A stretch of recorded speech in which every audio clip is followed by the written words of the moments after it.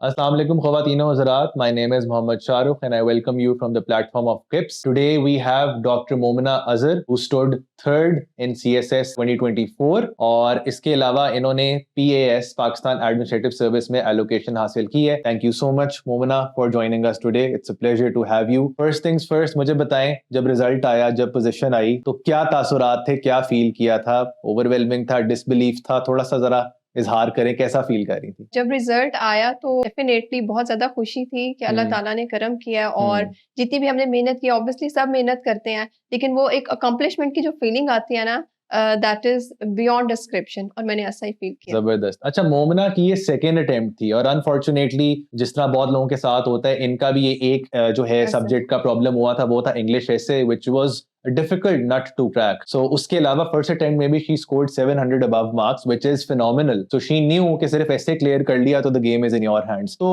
second attempt में जब आप अभी position आई है आपकी, तो essay के अंदर आपको क्या लग रहा था, कहाँ लैग की हूँ और मैंने क्या चीजें ठीक करनी है? essay के अंदर ये था कि जो मैंने essay attempt किया था ना, उसके अंदर दो different terms थी और मुझे उनको relate करना था previously, जो मैंने पिछली अटेम्प्ट दी थी. ठीक है. उसके अंदर और उसके अंदर मुझे यही लगता है कि मेरी ग्रामेटिकल एरर नहीं था, मेरा स्ट्रक्चर भी ठीक था, फ्लो भी ठीक था, लेकिन उसके अंदर शायद मैं उनको रिलेट नहीं कर पाई. ओके. और इस दफा मैंने उस चीज का खास ध्यान रखा. इस दफा मेरी तो 3 थी टर्म्स, मैंने वो ऐसे किया था: political polarisation, governance and society. अच्छा, वेरी ट्रिकी है वेरी. हाँ, और 3 डिफरेंट चीजें थी, टर्म्स थी जिनको रिलेट करना था और अल्हम्दुलिल्लाह मैं कर पाई. शायद वही प्रैक्टिस, मुझे पता था मेरी गलती क्या है, मैंने उसको ओवरकम किया और अल्हम्दुलिल्लाह. जबरदस्त. So can we talk about your optional subjects? क्या आपने दोनों अटेम्प्ट्स में ऑप्शनल सब्जेक्ट सेम रखे या आपने चेंज किए, और आपका क्राइटेरिया क्या था सिलेक्शन का ऑप्शनल सब्जेक्ट्स की? मैंने ऑप्शनल्स मेरे बिल्कुल सेम थे, क्योंकि पहले मैंने आपको बताया कि मेरे अच्छे मार्क्स थे, तो मुझे पता था कि मेरी ग्रिप है. ठीक है. सिर्फ एक सब्जेक्ट था जिसके अंदर मेरे सब्जेक्ट पास तब भी था, वो पब्लिक एडमिनिस्ट्रेशन, लेकिन उसके अंदर 47 मार्क्स थे. उसके अंदर मैंने जरा ज्यादा एफर्ट की और बाकी मेरे ऑप्शनल सेम रहे. और उसके अंदर दो आपका चेकिंग क्राइटेरिया डिफरेंट होता रहता है. बाज़ दफा ऐसा होता है कि मेरे कुछ ऐसे सब्जेक्ट्स हैं, पिछले अटेम्प्ट के अंदर उनके ज्यादा मार्क्स हैं, इसमें कम है. Scoring trend. बिल्कुल, लेकिन ओवरऑल अल्हम्दुलिल्लाह तो पब्लिक एड के अलावा कौन से ऑप्शनल्स थे आपके? पब्लिक एडमिनिस्ट्रेशन के अलावा पॉलिटिकल साइंस था, जेंडर स्टडीज था, पंजाबी था और इंडो पाक हिस्ट्री. ठीक है. अच्छा, कहते हैं कि सीएसएस जो है ना वो राइटिंग की गेम है. It's all about being able to complete your exams और प्रेजेंट करना बहुत जो है ना वो जरूरी होता है. तो आपके ख्याल में आपने क्योंकि फेयरली हाई स्कोर किया हर सब्जेक्ट के अंदर, तो क्या स्ट्रैटेजी, ट्रिक या मेथोडोलॉजी थी which made you fetch high marks in all the subjects? एक होता है ना 2-4 में ज्यादा नंबर आ गए तो वो एग्रीगेट स्कोर हो गया. जनरली आपकी जो है वो मार्क्स बहुत अच्छे हैं, तो क्या आपको लगता है स्टैंड आउट आपको करने में हेल्प की? बिल्कुल, इसके अंदर है 2-3 ट्रिक्स हैं जो मैं कहूंगी कि जो बाकी स्टूडेंट्स हैं उनको भी इसको फॉलो करना चाहिए. नंबर 1 के ऊपर आपने प्रेजेंटेशन की बात की. बिल्कुल, प्रेजेंटेशन की 3-4 टिप्स होती हैं जो सब बताते हैं कि you should have a good hand writing और आपकी कोई ग्राफिकल रिप्रेजेंटेशन होनी चाहिए अंदर. उसके अलावा आपका रेलिवेंट कंटेंट होना चाहिए और वही हेडिंग्स बना के और क्लियरली लिखा जाए. बिल्कुल, ये तो एक थी. नंबर 2 के ऊपर मुझे ऐसा लगता है कि आपको अपने ऑप्शनल्स के अंदर ना कोई भी चीज को चॉइस पे नहीं छोड़ना चाहिए कि मैं ये पोर्शन नहीं करता, ये मैं चॉइस पे छोड़ देता हूँ. मुझे लगता है कि सारा सिलेबस कवर करना चाहिए, क्योंकि बाज दफा ऐसा होता है कि हमने कोई चीज अच्छे से पढ़ी होती है लेकिन उसमें से क्वेश्चन इस एंगल से आ जाता है जो हम अटेम्प्ट नहीं कर पाते और वो दूसरा पोर्शन हमने वैसे ही चॉइस पे छोड़ा होता है, तो उसके अंदर फिर ऐसा होता है कि हमारे मार्क्स कम हो जाए. तो मैंने अपनी स्ट्रेटेजी यही रखी थी कि मैंने अपना सारा सिलेबस कवर करना है ताकि मुझे जो बेस्ट क्वेश्चन आते होंगे ना, मैं उनके आंसर्स करूंगी. और नंबर 3 टिप, ऑब्वियसली एमसीक्यूज को जरूर ध्यान दें, क्योंकि they are 20 marks in each paper. ठीक है. और एमसीक्यूज के लिए सबसे अच्छा क्या तरीका है? पास पेपर्स करें या कौन से रिसोर्सेज को कंसल्ट करें? क्योंकि एमसीक्यूज आपके कंफर्म्ड मार्क्स हैं, तो वो कैसे सिक्योर करने? पास पेपर्स, ऑब्वियसली पास पेपर्स करें, क्योंकि उससे आपको पता लगता है कि किस तरह के एमसीक्यूज आप पूछ सकते हैं, किस एंगल से पूछ सकते हैं. पास पेपर्स करें. और वैसे भी जनरली पढ़ते हुए इंफॉर्मेशन होती है, डेट्स होती हैं, कोई नाम होते हैं, मतलब जो भी फैक्ट्स होते हैं उनको याद रखें. वही आपको हेल्प आउट करते हैं. अच्छा, सो आप डॉक्टर हैं और डॉक्टर्स का जनरली पाकिस्तान में एक ये है कि डॉक्टर बन जाएं, इंजीनियर बन जाएं, एक कुछ बड़े अच्छे सेफ करियर्स होते हैं. Being a woman, you know, बड़ा अच्छा मजेदार प्रोफेशन है. उसके बावजूद आपने सिविल सर्विस की तरफ रुझान किया, तो उसकी क्या वजह बनी जहां आपको फील हुआ कि सिविल सर्विस की तरफ आना चाहिए? Your sister who also qualified CSS is allocated in Pakistan Administrative Service. She was also part of this journey. तो क्या वो मोटिवेशन थी? क्या चीज आपको पुश की? और जो इस वक्त डॉक्टर्स हैं या डॉक्टर्स बन रहे हैं, वो देख के क्या ये तो नहीं सोचेंगे कि डॉक्टरी आर्मी में वो चीज नहीं है, तो सिविल सर्विस में क्यों, आपको क्या चीज अपील करती है इसके बारे में? जब हम सब डॉक्टर बनते हैं, एक तो हमारा ये होता है कि ऑब्वियसली जॉब सिक्योरिटी उसकी अच्छी होती है, एक सेकंड के ऊपर सोशल एलिमेंट होता है मेडिसिन के अंदर। सब लोगों का ये ख्याल होता है कि मैं अपना काम, अपना प्रोफेशन तो चूज कर रहा हूँ, ऑब्वियसली इससे मैं अर्न करूंगा, लेकिन इसके अंदर एक सोशल कंपोनेंट भी होगा। और अगर हम एडमिनिस्ट्रेशन की बात करें तो मुझे ऐसा लगता है कि इसने मेरा स्कोप बढ़ा दिया है। पहले मैं सिर्फ हेल्थ के अंदर सर्व कर पा रही थी उन लोगों को जो मेरे पास आ रहे थे एज पेशेंट्स। अब मेरे पास पब्लिक एज अ होल है और मैं एडमिनिस्ट्रेटर हूँ, तो उनकी जितनी प्रॉब्लम्स है उसके अंदर ऑब्वियसली हम हर चीज तो नहीं कर सकते, लेकिन जितना भी एफर्ट पुट करें तो मेरा स्कोप बहुत ज्यादा बढ़ गया और मैं इसको समझती हूँ कि ये वही पब्लिक सर्विस मोटिवेशन है। So you wanted to maximize your benefit to the community, या आप सर्व किस तरह कर सकती हैं, आपके डिसीजन एक्शंस का इम्पैक्ट ज्यादा होना चाहिए। That was your sole motivation. That was my motivation. Secondly, my personality matches administration. अच्छा। मेरे अच्छे कम्युनिकेशन स्किल्स थे जिनका मुझे हाउस जॉब और अपनी मेडिसिन के अंदर बहुत ज्यादा हुआ कि मैं अच्छा कम्युनिकेट कर लेती हूँ पेशेंट से, और मेरी डिसीजन मेकिंग अच्छी थी। टीम के अंदर लीड करना या टीम के अंदर काम करना, दीज आर इंपॉर्टेंट थिंग्स जो एक एडमिनिस्ट्रेटर के अंदर होती है। तो एडमिनिस्ट्रेशन मुझे तो बिल्कुल मेडिसिन की तरह ही लगती है। सही। अच्छा, ये बताएं कि जो है आपकी सीएसएस की जर्नी रही है, इसके अंदर इंग्लिश ठीक होने का कितनी इंपॉर्टेंस है, और दूसरा ये कि since you were a doctor, doctor generally बहुत तेज लिखते हैं और उनको प्रैक्टिस होती है, सो डू यू थिंक ये चीजों ने आपको एज दी है या इनका कोई खास फायदा नहीं हुआ उस तरह से? नहीं, इनका फायदा बिल्कुल हुआ है। इंग्लिश तो बहुत ज्यादा इंपॉर्टेंट है आपके इसके अंदर। इंग्लिश जो से आपके पूरा सीएसएससी बेस करता है इंग्लिश के ऊपर। ठीक है। आप देखिए ऐसे एक तो स्टम्बलिंग ब्लॉक है ना, बिल्कुल। इंग्लिश ऐसे, इंग्लिश प्रेसी, सबसे ज्यादा फेलियर इन्हीं पेपर्स के अंदर होता है। इनको कवर करने के अलावा आपके बाकी सब्जेक्ट्स भी अपने इंग्लिश में अटेम्प्ट करने होते हैं, और अगर आपको अच्छी इंग्लिश नहीं आती, if you know, even you know concepts आपको बहुत अच्छा आता है, पॉलिटिकल साइंस में आता है, पब्लिक एड में भी, लेकिन अगर आप उसको एक्सप्रेस ही नहीं कर पा रहे, तो what is the purpose behind knowing all the stuff? मुझे ऐसा लगता है कि इंग्लिश आपको, आपकी इंग्लिश आपने सीएसएस में आके ठीक की या पहले से ठीक थी? एक आने वाले बच्चे का सबसे बड़ा हर्डल ये होता है। I think the biggest reason of failure is कि लोगों को बेसिक इंग्लिश नहीं लिखनी आती सही, ग्रामर, स्ट्रक्चर, पंक्चुएशन की गलतियां, और वो ऐसे प्रेसी में किसी में रह जाते हैं। So did you work on it consciously, या ये आपको एज पहले से था कि मुझे नॉवेल्स या मुझे अंग्रेजी मेरी ठीक है, सो मैं बस तैयारी की तरफ फोकस करूं? आपके केस में क्या था? हाँ, बिल्कुल नॉवेल्स और उसके अलावा मेडिसिन की सारी बुक्स भी फॉरेन राइटर्स की होती हैं, ज्यादातर जो अच्छी बुक्स होती हैं। तो इंग्लिश का मुझे पहले ही, मेरी इंग्लिश अच्छी थी, ग्रामेटिकल एरर्स नहीं होते थे, लेकिन जो एक बेसिक ग्रामर के अंदर मिस्टेक्स करते हैं ना, फॉर एग्जांपल जो सेंटेंस करेक्शन आती है उसके अंदर टेक्निकल किस्म के होते हैं, इतने अच्छे मैं नहीं पकड़ पाती थी। मैं ये नहीं कहूंगी कि मेरी बहुत अच्छी थी, कोई फ्लॉ नहीं था, फ्लॉ था, और मैंने उसको ओवरकम किया ग्रामर पढ़ के। और ग्रामर बेस है, मेरे ख्याल में आपको अपनी फाउंडेशन को टाइम देना चाहिए जब भी आप सीएसएस करें। अच्छा, एक आपका जो एवरेज सवाल आप आंसर करती थी सब्जेक्टिव पार्ट का, वो ऑन एवरेज कितनी पेजेस की लेंथ का होता था? एक बड़ा एवरेज सवाल होता है 6 सफ़ों का लिखें, 8 का लिखें। Did you treat all 4 questions equally, या did you attempt the questions जो आपको बेहतर आते थे वो ज्यादा लंबे लिखते थे, और एवरेज लेंथ क्या थी? नहीं, मैंने सब जितने भी पेपर्स के अंदर क्वेश्चंस आते थे ना, सबकी लेंथ सेम रखी थी। Excellent. That was 7 to 8 pages. Right. 7.5, 8 round about. And मैंने, चाहे मुझे अच्छा आता है चाहे बुरा आता है, मैंने उनको जॉन सा ना लेंथ सेम रखी, और उनके अंदर इंफॉर्मेशन ज्यादा से ज्यादा, जब भी आप रिलेट कर पाते हैं ना, जब आप किसी और सब्जेक्ट की इंफॉर्मेशन को भी अपने किसी और सब्जेक्ट में डाल पाते हैं, ये जो रिलेशन होता है ना, ये आपके सब्जेक्ट की लेंथ को बढ़ा भी देता है, और आप, मुझे ऐसा लगता है कि 8 पेजेस के अंदर आप कंप्लीटली क्वेश्चन को एड्रेस कर पाते हैं। अगर आप इससे कम कर देना तो आपके क्वेश्चन का कोई ना कोई पोर्शन रह जाएगा जो आपके मार्क्स और रफली 30 मिनट्स में you were able to complete one question. हाँ, बिल्कुल। कोई ऐसा आपका एग्जाम था जिसमें आप टाइम मैनेज नहीं कर सके, या वो कंप्लीट नहीं हो पाया और उसकी वजह से आपको पेनलाइज हुए आप, या मार्क्स कम आए, या you were very confident and you were able to manage all of your exams in the given time frame? I was able to manage all of my papers, क्योंकि मैं, आपने पहले ही कहा है, मैं मेडिसिन की फील्ड से थी, वहाँ बहुत ज्यादा लिखना पड़ता है, तो एक प्रैक्टिस की आदत तो होती है कि बहुत ज्यादा तेजी से लिखना। प्रिस्क्रिप्शंस लिखते हैं हम, बहुत तेजी से लिखते हैं, तो लिखने की मेरी स्पीड अच्छी थी, मेरी राइटिंग भी अच्छी थी, और मैंने उसको कॉन्शियसली रखा है कि मैंने सबको इक्वल टाइम देना, ताकि कहीं पे भी ऐसा ना लगे कि मैं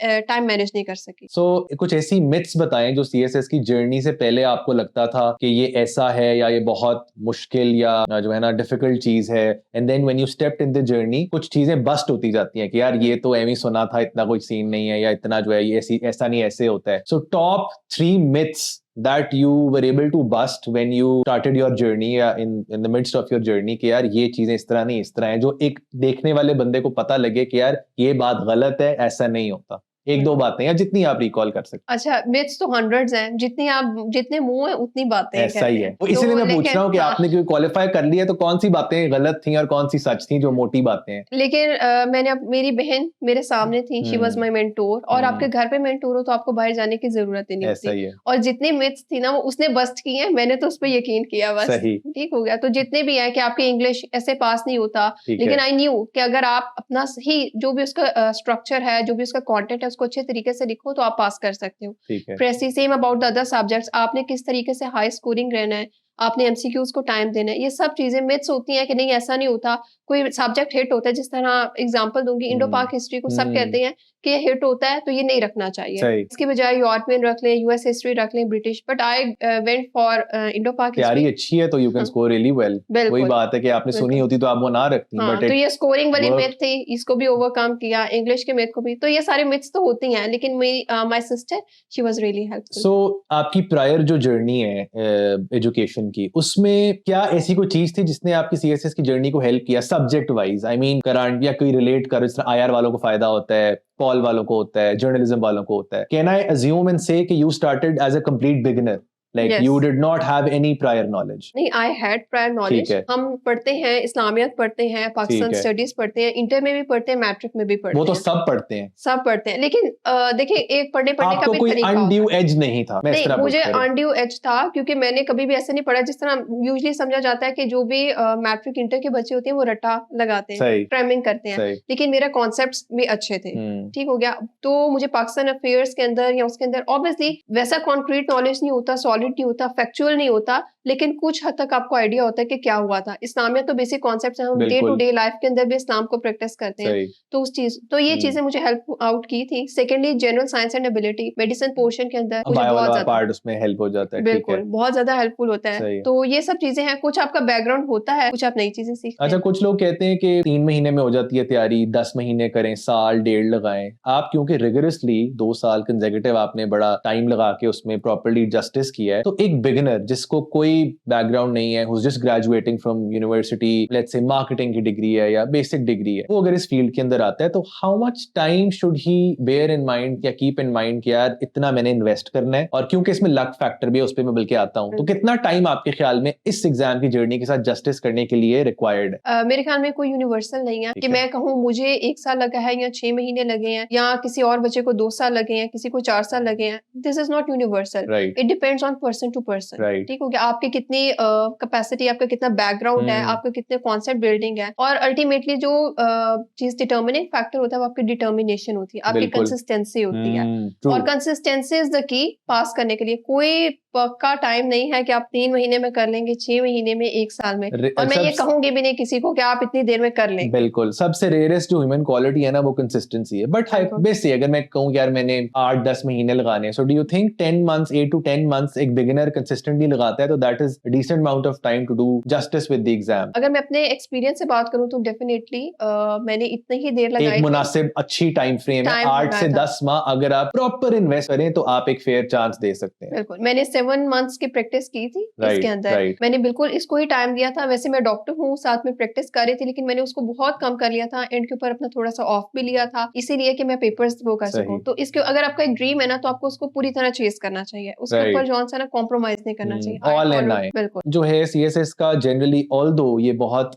मेरिट बेस्ड एग्जाम है, it is the most transparent merit based exam in the country, उसके बावजूद I feel there is still some luck थोड़ी सी इन्वॉल्व है, कुछ अनसर्टेनिटीज हैं, पता नहीं होता एंड तक क्या होगा। So do you, to what extent do you agree कि जी इसमें लक है, नहीं है, या एक सर्टेन मेहनत के बाद लक है? What's your take on this? बिल्कुल लक है। मैं, बहुत से ऐसे बच्चे हैं हमारे साथ अब भी जो मुझे ऐसा लगता है शायद उन्हें मुझसे भी ज्यादा आता होगा। सही। ठीक हो बिल्कुल। गया। और वो तो डिजर्व करते हैं कि वो आए। ठीक है। लेकिन हो सकता है उनको उस टाइम के ऊपर पेपर के अंदर कोई ऐसी चीज आ गई हो, इंटरव्यू के अंदर आ गई हो, वो अनएलोकेटेड गए हो, अनक्वालिफाइड गए हो, ऐसा ही तो है। ऑब्वियसली लक है। और लक इम्पोर्टेंट, एक टाइम के ऊपर आके लक ही रह जाती है, उससे बिल्कुल। पहले आपकी मेहनत होती है। एग्जैक्टली, इधर मैं क्लैरिफाई कर दूं, it is not just luck, एक सर्टेन टाइम, एफर्ट, एनर्जी, मेहनत, प्रिपरेशन रिक्वायर्ड है, आपको सारे प्री रिक्विजिट्स मीट करने हैं। बिल्कुल। उसके बाद लक फैक्टर है कि आप कौन से ग्रुप में आते हो, कौन सी पोजीशन आती है, क्या आपकी अल्लाह ताला ने आपके लिए बेहतरी रखी हुई है इसमें या नहीं। लेकिन एक सर्टेन चीजों की गारंटी है कि यार दिस इज हाउ बिल्कुल। थिंग्स विल जिस अनफोल्ड। तरह इंटरव्यू के अंदर सब लोग कहते हैं कि रिटन के अंदर अच्छे मार्क्स भी इंटरव्यू के अंदर किसी के ज्यादा होते हैं, किसी के हम्म कम होते हैं, और जिसकी हम्म वजह से उनका ग्रुप जो भी डिजायर्ड वो चाहते हैं उसके अंदर एलोकेशन नहीं हो पाती। सही। सो इट वाज, वो यही कहते हैं, it was not your day. So it ये was not luck, your day. बिल्कुल। लेकिन उससे बिल्कुल। पहले उन्होंने जितने मार्क्स लिए वो तो उनकी मेहनत ही थी ना। Hmm. So definitely both factors are important. अच्छा, इंटरव्यू के हवाले से आई हैव हर्ड कि this time round generally token questions बहुत ज्यादा पूछे जा रहे हैं, नॉलेज बेस्ड क्वेश्चंस नहीं है, they ask you random questions. तो आपके साथ भी यही हुआ, और how did you tackle them? वो देखना क्या चाह रहे होते हैं इसके अंदर, टोकन क्वेश्चंस जो रैंडम सवाल होते हैं? हाँ, बिल्कुल ऐसा है। वो मुझे ऐसा लगता है कि मैंने और भी इंटरव्यूज़ दिए हुए हैं, ऐसा होता है कि पहले वो आपको नॉलेज टेस्ट करते हैं कि ठीक है भी बंदा, कैपेबल है भी इस जॉब के लिए या ठीक नहीं। है। नॉलेज तो टेस्ट करते ही हैं वो, ठीक है। साथ में वो आपकी पर्सनैलिटी जज करते हैं। राइट। उसका मकसद ये होता है कि वो आपसे रैंडम क्वेश्चंस पूछते हैं कि आपके ऊपर कोई क्राइसिस आया है, तो आप उसको कैसे मैनेज करेंगे? आप टाइम कैसे मैनेज करते हैं? आप अपने क्वेश्चन को स्ट्रक्चर कैसे करते हैं? क्योंकि अगर हमने पब्लिक एडमिनिस्ट्रेटर बनना है, तो हमें पब्लिक से डील करना है। वहाँ पे हर चीज़ अनएक्सपेक्टेड होगी, अनसर्टेन होगी और अचानक से आएगी। तो उसी चीज़ को फॉलो करते हुए उसको जज करते हैं, और जज करना भी चाहिए अगर वो जॉब ऑफर कर रहे हैं। So मैं एक चीज क्लैरिफाई कर दूं, sometimes they are not looking for answers, they are just trying to gauge कि आप रिएक्ट एक्ट किस तरह से उस सवाल को लेते हैं, आप पैनिक तो नहीं कर रहे, फ्रीक आउट तो नहीं कर रहे, आपका सांस पाँव तो नहीं, आप कितने काम और कंटेन्ड है। यस। सो आई थिंक आपकी जनरली भी पर्सनालिटी थोड़ी स्माइलिंग प्लेजेंट है, तो that works in the favour, मतलब इन दैट रूम कि आपके इंटरव्यू के लिए आपके फायदेमंद चीज है। तो जो बंदा अभी इस वक्त देख रहा है, उसको आप क्या एडवाइस या दो तीन बातें कहेंगे इस जर्नी के अंदर कि यार किन चीजों का ख्याल रखना है, कहाँ से शुरू करनी है? Generally just give one golden या two golden pieces of advice from मोमना to the aspirants to the viewers कि यार कल को वो भी इस सीट पे बैठ के अच्छे ग्रुप में allocated हो और आपकी टॉक से किसी का भला हो जाए। So anything you would like to say? बिल्कुल, मैं इसके बारे में यही कहूँगी कि नंबर 1 हार्ड वर्क, कंसिस्टेंसी बहुत इम्पोर्टेंट है। कंसिस्टेंट रहेंगे तो आपकी कोई बात नहीं, एक अटेम्प्ट हो गई, सेकंड, ज़्यादातर मेजॉरिटी तो होते ही थर्ड अटेम्प्ट के अंदर है। सी, तो आपको कंसिस्टेंट रहना चाहिए, क्योंकि ऐसा एग्जाम है जो आपके सेकंड डे के अंदर लक फैक्टर आ ही जाता है। तो ऐसा हो सकता है कि आप फर्स्ट में आप लकी ना रहे हो, लेकिन ऐसा नहीं हो सकता कि अगर आपने मेहनत की है तो सेकंड में आप अनलकी रहो या थर्ड में अनलकी रहो। सो कंसिस्टेंसी इज द की। बिल्कुल। कंसिस्टेंट रहें, और जितने भी आपके मेंटोर्स में सबको फॉलो ना करें, लेकिन जो बात आपको लगती है कि ये सही कह रहा है, ये मुझे ऐसा लगता है लॉजिकल है, उस बात को फॉलो करें। राइट। मेंटोर्स की बात को करना चाहिए, लेकिन सिर्फ उन बातों को जिनको ये, और डिफरेंट ज्यादा ऑप्शंस की तरफ नहीं जाना चाहिए कि शायद टीचर मुझे पास करवा देगा। अल्टीमेटली आपकी अपनी हार्डवर्क है जो आपको पास करवाती है। बिल्कुल। सो ये कीज हैं, और बाकी वो मैंने बता दिया कि आपने किस तरह अच्छे मार्क्स ले सकते हैं, इंटरव्यू के अंदर आप कैसे स्कोर कर सकते हैं, यही चीजें हैं अच्छा, बच्चों जो को चाहिए। रिसोर्सेज की जहां तक बात है, should they rely on international resources, local resources, या एक ब्लेंड रखें? मतलब एक फॉर एग्जाम्पल कोई भी एक ऐसा आपसे मुझे बताएं जिस सब्जेक्ट में आपने बहुत अच्छे मार्क्स लिए हो, उसके लिए आपने किस तरह के रिसोर्सेज कंसल्ट किए? इंटरनेशनल पकड़ा, लोकल पकड़ा, उसके अलावा क्या आपका एक आइडिया क्या था? एक सब्जेक्ट की तसल्ली कब होती थी कि यार I have now completed my preparation? सारे सब्जेक्ट्स के अंदर ही मेरे मार्क्स ठीक है। ठीक है। तो मैं किसी एक सब्जेक्ट को एक कोट तो नहीं। एग्जाम्पल के तौर पे अच्छी रिसोर्सेज आपने कौन कौन सी उसकी पकड़ी, और आपकी क्या क्राइटेरिया था सेलेक्ट करने का? हाँ, इस यही चीज़ मैं कहूँगी कि बिना किसी सब्जेक्ट कोड के हुए मैं ये कह सकती हूँ कि आपको इंटरनेशनल जो भी बुक्स हैं उनको डेफिनिटली करना चाहिए। एफपीएससी की जो रिकमेंडेड बुक्स हैं उनको करना चाहिए। एफपीएससी की रिकमेंडेड बुक्स में इंटरनेशनल बुक्स भी आती हैं और लोकल राइटर्स की भी आती हैं। लोकल राइटर्स की बुक्स बहुत ज़्यादा इंपॉर्टेंट है सीएसएस के अंदर, क्योंकि अल्टीमेटली हमारा जो कोई भी अगर हमसे कोई कॉन्सेप्ट पूछते हैं, ग्लोबलाइजेशन है, नेशनलिज्म है, इकोनॉमी है, तो ऑब्वियसली इकोनॉमी, कैपिटलिज्म एक इंटरनेशनल कॉन्सेप्ट है। आप उसके अंदर कोट करोगे, लेकिन अल्टीमेटली उसकी रेलेवेंस पाकिस्तान के साथ क्या है, ये भी आपको आनी चाहिए, और ये जब आप लोकल राइटर्स पढ़ेंगे तो ही आपको आएगी। सो मैं ये रिकमेंड करूंगी कि जो एफपीएससी की रिकमेंडेड बुक्स हैं उनको जरूर पढ़ें। बिल्कुल। लोकल को भी पढ़े, इंटरनेशनल को भी पढ़े, आपका एक्सपोजर भी बढ़ता है और आपको चीज को हैंडल करना भी आएगा। That's a very basic question, but how many books for one subject? I mean, एक बंदा ओवरवेलम ही हो जाए अगर आप एक सब्जेक्ट भी खोलें, 12-12 सजेस्टेड रीडिंग्स हैं, 14-14 किताबें हैं, सारी पढ़ना इम्पॉसिबल है। या आप एक आधी उठाएं, एक इंटरनेशनल एक लोकल उठा लें, क्या किस तरह से लेके चलना है? आई थिंक एटलीस्ट 2 बुक्स होनी चाहिए बिल्कुल ठीक हर है। सब्जेक्ट की। और इसके अलावा सेकेंडली मैं ऐड करूंगी, बाज़-औक़ात ऐसा होता है कि आप एक बुक से ही पढ़ लेते हैं और आपको वो चीज़ समझ में आ जाती है। Ultimately it is all about concepts and your knowledge base.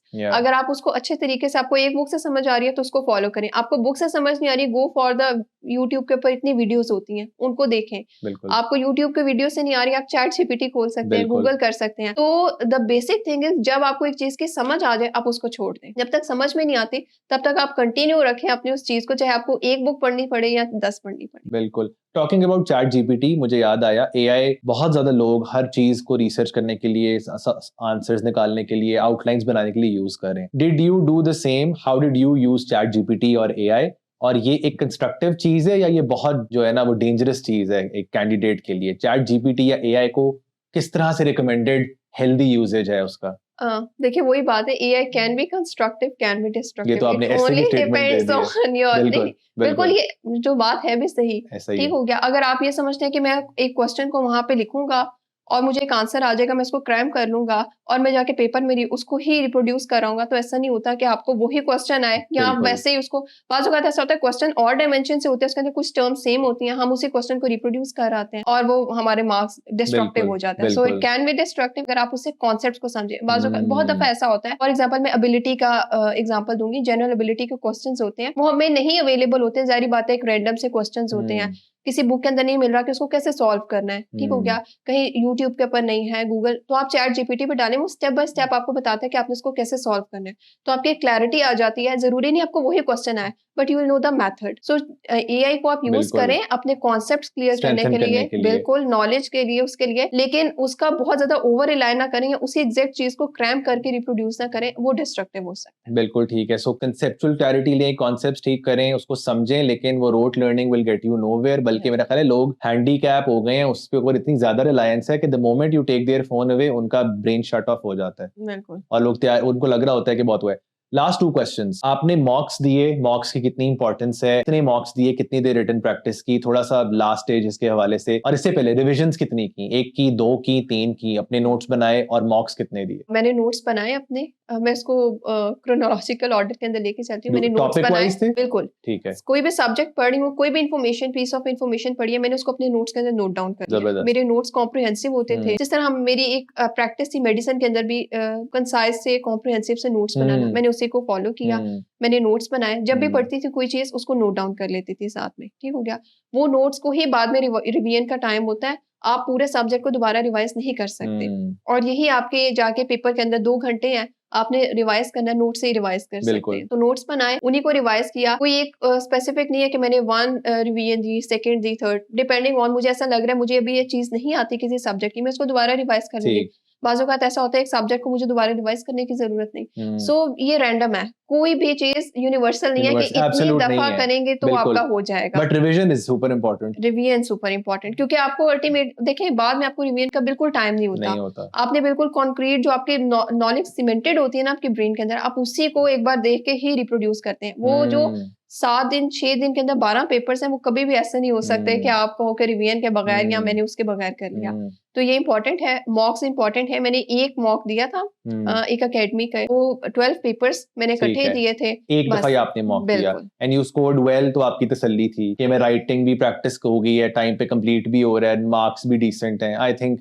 आपकी सेटिस्फैक्शन होगी बेसिकली. लेकिन वैसे इसके अंदर है, एक एडिशन करूंगी, मैं उसका रिजल्ट कलेक्ट नहीं कर सकी। अच्छा, हाँ, वो आप बस लेकिन प्रैक्टिस मुझे के लिए हो गया, रियल टाइम प्रैक्टिस आपने प्रैक्टिस उसका कर एक्सपीरियंस ले लिया. बिल्कुल, वो इसके लिए था। और मैं वैसे प्रैक्टिस घर पे भी करती रहती थी। पास्ट पेपर्स का कोई भी क्वेश्चन उठा लिया और उसको अटेम्प्ट करके देख लिया कि ये ठीक है या नहीं। आप उसको किसी मेंटोर को चेक करवा सकते हैं, आप उसको बिल्कुल. चेक ना भी करवाएं, यू नो कि मेरे ठीक लिखा है नहीं लिखा। तो अच्छा, मेरे ख्याल में ये सिंस प्रैक्टिस। मेंटोर की आपने बात की, अच्छे इदारे, एक अच्छी एकेडमी या मेंटोर का कितना रोल है? Since in your case you were really lucky to have a wonderful sister who's already in service, तो let's say she wasn't there, तो आपके ख्याल में अकेले ये जर्नी करना, ऑल्दो सेल्फ स्टडी बहुत इंपॉर्टेंट है, बल्कि मेजर चंक है, सो कितना रोल है एक अच्छे मेंटोर और इदारे का? देखिए, जब आप शुरू करते हैं ना सीएसएस, तो आपको पता होना चाहिए मैंने कौन सा सब्जेक्ट चूज करना है, कौन सा नहीं। इसके अंदर आपको मेंटोरशिप चाहिए, गाइडेंस चाहिए कि ये सब्जेक्ट, देखिए जो भी हो, स्कोरिंग ट्रेंड तो होता है ना। अब मैं ये नहीं कह सकती कि मैं कोई एक रैंडम सब्जेक्ट उठा लूं जिसके अंदर मार्क्स नहीं आते हैं और मैं उसको उठा लूं, उसका कोई कंटेंट भी नहीं है, कोई अच्छी बुक्स भी नहीं है, मैं इसको उठा लूं को मैं इसको कर लूंगी, तो डेफिनेटली मैं इसको नहीं करूंगी। इसके अंदर मेंटोरशिप गाइडेंस चाहिए, बिल्कुल चाहिए। सेकेंडली, आपने किस सब्जेक्ट को किस तरीके से पढ़ना है।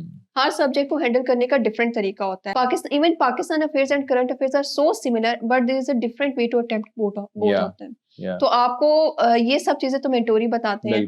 तो yes, I was lucky, I have my sister at home और उन्होंने मुझे उसके अंदर बताया। लेकिन आप एकेडमी जा सकते हैं, आपको कोई भी अच्छा मेंटोर लगता है, guidance, planning, strategy, subject selection, evaluation के उस कॉन्टेक्स्ट में, मतलब करनी तो तैयारी खुद ही है by and large, conceptual understanding ले ली, लेकिन जब तक आप एफर्ट मेहनत नहीं करेंगे, देयर इज नो देखिए यूज। गाइड जो अकेडमीज या मेंटोर्स हैं आपको डायरेक्शन देते हैं, बिल्कुल चलना आपने खुद है उस रास्ते के ऊपर, लेकिन डायरेक्शन भी तो इम्पोर्टेंट है। तो डेफिनेटली मेंटोर्स या अकेडमीज जो भी आपको बेहतर लगता है, मैं किसी एक को नहीं कहूंगी कि इसी में बिल्कुल जाएं या बिल्कुल, इसमें जो ना भी जाएं। आपके साथ अलाइन करता है, आपको बिल्कुल ठीक लगता है, बिल्कुल। उसकी तरफ जाएं और जरूर लें, क्योंकि वो आपको हेल्प आउट करेंगे आपके फाइनल्स के अंदर कि आपने किस तरह पेपर अटेम्प्ट करना है, किस तरह अच्छा स्कोर लेना राइट, लास्ट क्वेश्चन, तो what do you think of KIPS as an institute, and आपके यहाँ पे कैसा एक्सपीरियंस रहा, किस चीज में एक्सपीरियंस रहा आपके ख्याल में, इस इदारे ने क्या अच्छी बात है या आपको बेहतर लगी यहाँ पे? है। किप्स बिल्कुल एक अच्छा इदारा है, बहुत ही सिस्टमैटिक तरीके से वो अपने स्टूडेंट्स को हैंडल करते हैं। अनफॉर्चुनेटली मैं यहाँ रिटन के टाइम तो नहीं आ सकी, लेकिन इंटरव्यू के मौक मैंने यहाँ पे दिया था। सर शाहिद वजीर himself took the interview along with the panel, या और वो बहुत अच्छा एक्सपीरियंस था। उन्होंने मुझे बताया कि मेरी एक दो फ्लॉज हैं तो वो क्या हैं, मैं उनको कैसे ओवरकम कर सकती हूँ और अपने इंटरव्यू के अंदर कैसे बेहतर परफॉर्म कर सकती हूँ। जबरदस्त, तो डेफिनेटली यही चीज होती है, बाकी वो मुझे हाथ से पकड़ के तो नहीं सिखा सकते, ऑफ कोर्स। वो मुझे बस बता ही सकते हैं, और उन्होंने मुझे बताया जिससे मुझे हेल्प आउट भी किया। सो मैं रिकमेंड करूंगी कि अगर आपको लगता है कि किप्स के साथ आपके अलाइनमेंट है, आप अच्छा उसको कर सकते हैं, तो आप आए। बिल्कुल, चलें, thank you so much, it was a pleasure to have you on board and wish you the very best of luck for your journey ahead. I hope and pray कि आगे भी इस तरह के माइलस्टोन्स आप अचीव करते रहें। बल्कि मोमना की मदर भी आई हुई थी, we had the honour of celebrating and cutting the cake with her as well. I think उनका बहुत बड़ी अचीवमेंट और विन है, दो बेटियां, दोनों सिविल सर्विस, दोनों पास के अंदर, और शायद आने वाले भी आपके सिबलिंग्स ऐसे ही किसी अच्छे मकाम पे पहुंचेंगे। Thank you so much for watching, take care, अल्लाह हाफिज।